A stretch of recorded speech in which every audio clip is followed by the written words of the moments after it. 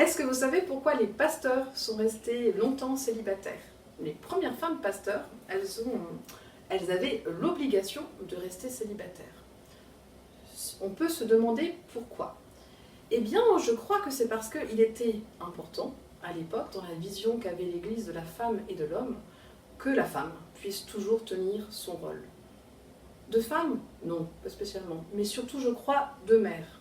Et donc, il était important de faire la vaisselle pour son domicile. Il était important d'éduquer ses enfants en restant une femme au foyer. Donc, ce n'était pas possible qu'une femme devienne pasteur en étant mère. Elle n'aurait pas eu le temps de à la fois bien élever ses enfants et à la fois d'être pasteur comme il était attendu à l'époque. Et donc, les premières femmes pasteurs ont été célibataires pendant très longtemps, jusqu'à les années 1960, 70, voire même 80 aussi encore en Alsace. Entre-temps, ça a évolué. Et on est maintenant à la moitié du corps pastoral qui est féminin, quasiment. Est-ce que vous saviez que le planning familial a été créé, entre autres, pas que, mais entre autres, par des jeunes femmes protestantes qui étaient rassemblées dans un mouvement, et puis ensuite, ça c'est arrivé aussi elles sont arrivées dans le mouvement du planning familial. Et pourquoi je vous raconte ça?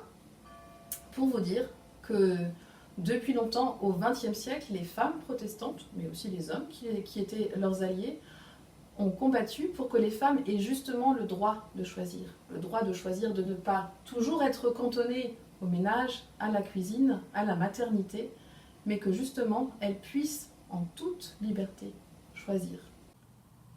Est-ce qu'une femme est capable d'être dans la parole, d'être à l'extérieur, d'être même parfois dans la représentation auprès des autorités?